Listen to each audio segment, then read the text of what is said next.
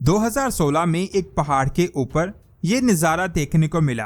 Google Earth को explore करते हुए एक आदमी ने एक पहाड़ पर ये केव लाइक हॉल फाइंड किया जो किसी सीक्रेट बेस के अंदर जाने का दरवाजा लग रहा था। लेकिन एक पहाड़ के ऊपर एक इंसान इस बेस को क्यों बनाएगा? अंटार्कटिका के बारे में हम इंसानों को इतना नहीं पता जो वहां जाकर बर्फ में किसी पहाड़ पर ऐसी बेस बनाए। कुछ साइंसदानों का कहना है कि ये एलियंस की सीक्रेट बेस हो सकती है। अगर आप इस केव को ध्यान से देखोगे तो ऐसा लगेगा कि इसे किसी यूएफओ के अंदर जाने के लिए बनाया गया है। अगर आप गूगल पर ये नंबर सर्च करोगे तो गूगल मैप आपको अंटार्कटिका की नॉर्थ साइड पर लेकर जाएगा। इस जगह पर आपको बर्फ और पहाड़ के बीच में एक डार्क कलर की डिस्क नजर आएगी।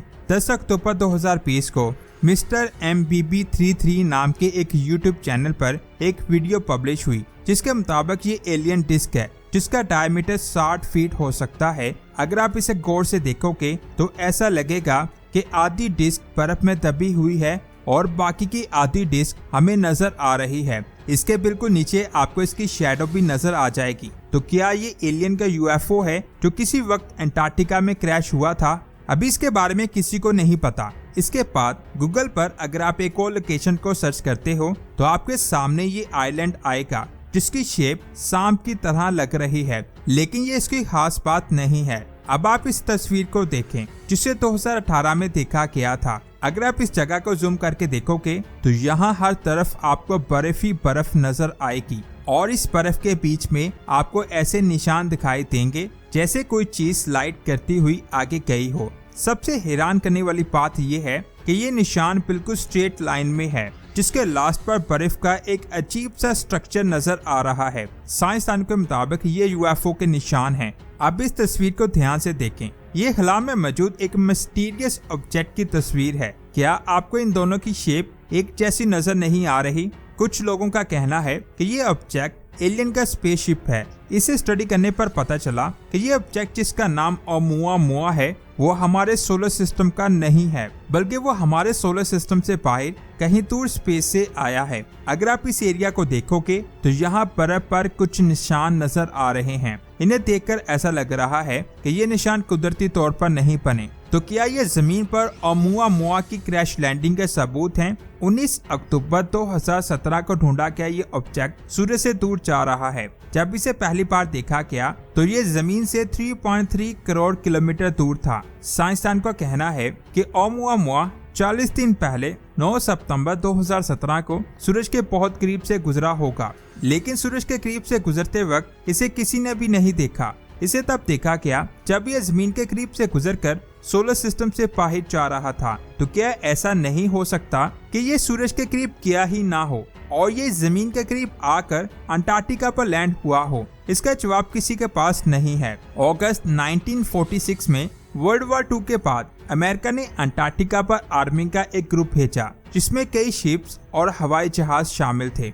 इनका मकसद अंटार्कटिका को एक्सप्लोर करना था और साथ ही यहाँ छुपे मिलिट्री बेस को फाइंड करना था, क्योंकि अमेरिका के मुताबिक अंटार्कटिका में कहीं हिटलर का एक खुफिया बेस हुआ करती थी जिसे 1939 में बनाया गया था। अमेरिका की आर्मी का कहना है कि हिटलर जर्मनी से भागकर अंटार्कटिका आ गया था, इसीलिए अमेरिका ने वहां आर्मी ग्रुप को भेजा ताकि वो जर्मनी के सीक्रेट बेस को फाइंड कर सके। लेकिन जब अमेरिका के एक जहाज अंटार्कटिका के ऊपर से साउथ के पास से गुजरा तो उसने एक ऐसी चीज देखी जिसने सबके होश उड़ा दिए। उस पायलट के मौत के बाद उसके बेटे को एक सीक्रेट डायरी मिली जिसमें लिखा था कि अंटार्कटिका के साउथ में एक बहुत बड़ा होल है, यहाँ जमीन के सेंटर में जाने का रास्ता है। जब वो सब उस होल के अंदर गए तो उन्होंने वहाँ बहुत अजीब नज़ारा देखा। उस हॉल के अंदर हरियाली थी और वहाँ बहुत सारे दरख्त मौजूद थे। इस रास्ते से आगे जाकर उनको एक शहर दिखाई देता है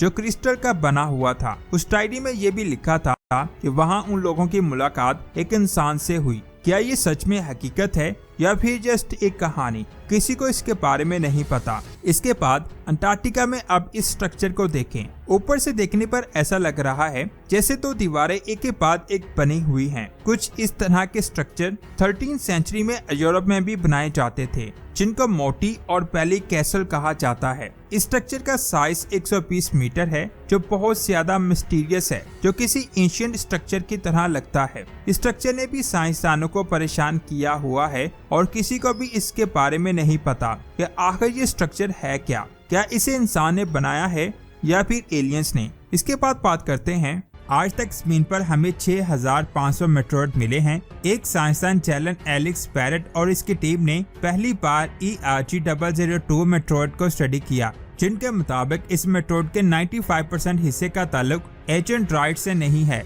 बल्कि ये एक वोल्केनिक रॉक की कंपोजिशन से मिला है, जो किसी भी और मेट्रोइड में आज तक नहीं मिला। ERG-002 ने साइंसदानों को ये समझने में मदद की है कि हमारा सोलर सिस्टम कैसे बना था। स्क्रीन पर नजर आने वाली इस तस्वीर को देखें। जब आप इसे माइक्रोस्कोप से देखेंगे तो इसका स्ट्रक्चर आपको ऐसा नजर आएगा। ERG-002 जिस प्रोटो प्लैनेट का हिस्सा है, उसका डायमीटर 100 किलोमीटर से भी ज्यादा था। इस प्रोटो प्लैनेट पर लावा निकलता है। कुछ वक्त गुजरने के बाद जब इसकी कोर सख्त हो जाती है तो एक फोर्स इसकी सरफेस को तोड़ देती है, जिससे इसके टुकड़े स्पेस में फैल जाते हैं। इन्हीं टुकड़ों में से एक ERG-002 भी है। ये गैलेक्सी में 4.5 बिलियन साल तक ट्रैवल करता रहा और कुछ साल पहले ये हमें सहरा के रेगिस्तान में मिला। लेकिन ये इतना कीमती एस्ट्रॉयड हमें इतनी देर से क्यों मिला? साइंस की एक स्टडी के मुताबिक हर साल 2000 मेट्रोइड हमारी जमीन से टकराते हैं। इसीलिए साइंसदानों के पास इतना वक्त और पैसा नहीं होता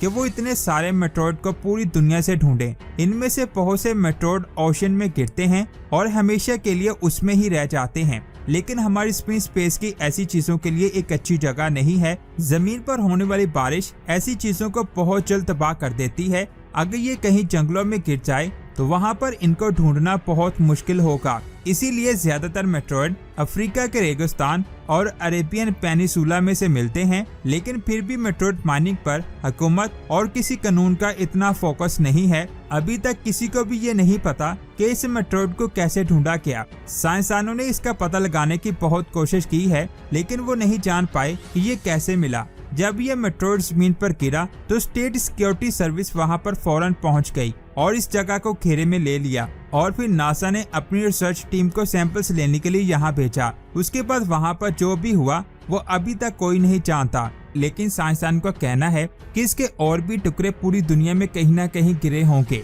अगस्त 2020 में ब्राजील के शहर सनाटा फिलोमिना में अचानक बारिश होना शुरू हो गई, तो वहाँ के रहने वाले लोगों ने मेट्रोइड को ढूंढकर इकट्ठा करना शुरू कर दिया, जो घास के नीचे छुपे हुए थे। और फिर ब्राजील के साइंसदान कुछ दिनों के बाद उस शहर में पहुंचे तो उनको वहां से मेट्रोइड के बहुत से छोटे टुकड़े मिले, जो कुछ ग्राम के थे। लेकिन उनको वो मेट्रोइड नहीं मिला जिसके लिए वो रिसर्च करने गए थे। साइंसदान इससे के पास से कई $100 लेकर मोरक्को में मौजूद टाउन एयरफोर्ट में वहां की 70% आबादी को मेट्रोइड ढूंढने के लिए कहा गया, क्योंकि मेट्रोइड को ढूंढने के लिए बहुत ज्यादा टाइम चाहिए था, जो साइंसदानों के पास नहीं था। इसलिए ये पैसे उन्होंने उसको देने का ऐलान किया जो मेट्रोइड ढूंढ कर लाएगा। जिसके बाद मेट्रोइड हंटर का एक पूरा पेशा शुरू हो गया, जिसकी वजह से बहुत सारे मेट्रोइड साइंसदानों के पास आए। लेकिन ये नहीं पता चल सका कि ये मेट्रोइड कैसे नासा के पास आया। माइकल फ्रेमर मेट्रोइड ढूंढने के लिए दुनिया भर में मशहूर है। ये पिछले 20 सालों से मेट्रोइड तलाश कर रहा है और ये इन मेट्रोइड को बहुत महंगा बेचता है। माइकल फार्मर जो मेट्रोइड हंटर है, उसने बहुत से मेट्रोइड को खाकर देखा है। उसका ये कहना है कि उसने चांद से आने वाले मेट्रोइड को खाकर देखा है, जो क्रिस्पी सैंड की तरह होते हैं। कुछ लोग इनको अपने शौक के लिए इकट्ठा करते हैं, कुछ इसलिए कलेक्ट करते हैं ताकि लाखों डॉलर्स में बेच सकें। मिसाल के तौर पर स्टीव, जो board of directors of Tesla और स्पेसएक्स का मेंबर है, ये भी मेट्रोइड को जमा करता है। इसके अलावा इलोन मस्क भी मेट्रोइड को इकट्ठा करने का शौकीन है। लेकिन क्या आप ये जानते हैं कि मेट्रोइड हंटिंग एक बहुत खतरनाक पेशा है। 2011 में माइकल फार्मर मेट्रोइड को ढूंढने के लिए ओमान गया, लेकिन लोकल पुलिस ने यह समझा कि ये कोई गैर कानूनी काम है, जिसकी वजह से फार्मर को 3 महीने जेल में गुजारने पड़े, जहां पर उसको खाने के लिए भी ऐसी चीजें दी जाती थी जिससे माइकल का वजन 30 किलोग्राम कम हो गया। इसके अलावा उसका सारा सामान भी कब्जे में ले लिया गया और माइकल को हमेशा के लिए ओमान से बैन कर दिया गया।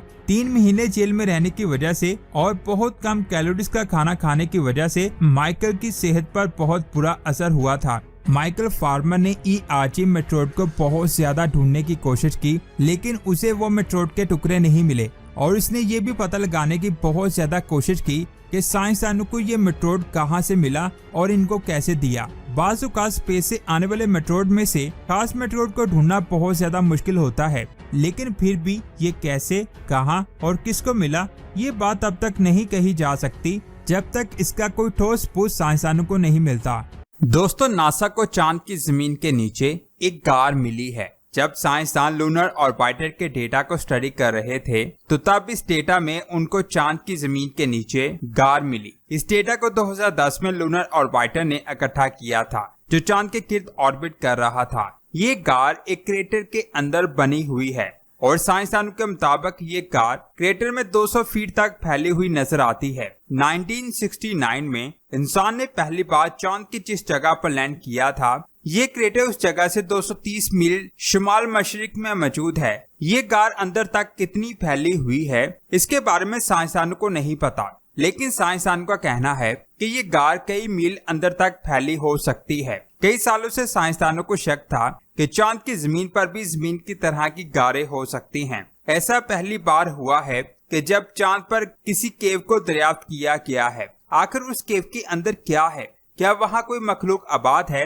इसके बारे में साइंसदानों को नहीं पता, लेकिन उनका कहना है कि जब इंसान एक बार फिर से चांद पर लैंड करेगा तो इन गारों में वो जाकर कई माह तक जिंदा रह सकता है। या ऐसे भी कह सकते हैं ये केव्स चांद पर बेस कैंप हो सकती हैं। ये केव चांद की नियर साइड पर मौजूद है। ये वो साइट है जिसको हम जमीन से देख सकते हैं। इस साइट पर बहुत कम क्रेटर्स मौजूद हैं, लेकिन चांद की दूसरी साइड में बहुत ज्यादा क्रेटर्स मौजूद हैं। हो सकता है उनमें कई क्रेटर्स में केव्स मौजूद हों। इन गारों के अंदर जाकर चांद पर सूरज से आने वाली रेडिएशन से बचा जा सकता है। अब इन गारों के अंदर क्या है, क्या वहाँ का माहौल इंसानों के रहने के काबिल है या नहीं, इसके बारे में किसी को कुछ नहीं पता।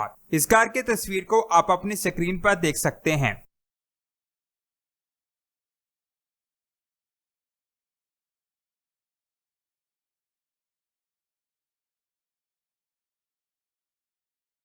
आपको इस गार के बारे में क्या ख्याल है, नीचे कमेंट्स करके जरूर बताएं। इसके बाद कायनात में मौजूद खतरनाक सियारों की बात करते हैं। 2022 में किट पिक नेशनल ऑब्जर्वेटरी में साइंसदानों ने एक ऐसा सियारा फाइंड किया जो बहुत ज्यादा अजीब था। इसका नाम TOI 3757b है, जो हमारी जमीन से 580 लाइट ईयर दूर मौजूद है, जिसका रेडियस जुपिटर से 1.5 गुना ज्यादा है। साइंसदानों ने कहा कि वो एक गैस जॉइंट है और इस जैसा गैस जॉइंट हमने आज तक नहीं देखा। ये सियारा अपने स्टार को एलिप्टिकल शेप में ऑर्बिट करता है।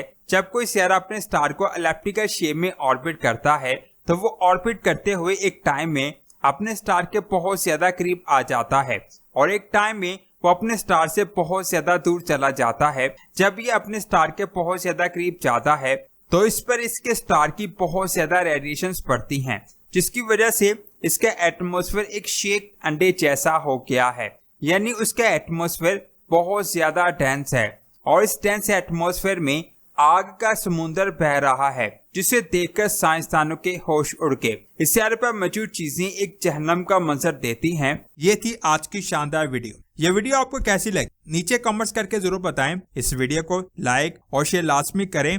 मिलते हैं एक और शानदार वीडियो में। अपना बहुत सारा ख्याल रखें। अल्लाह हाफिज।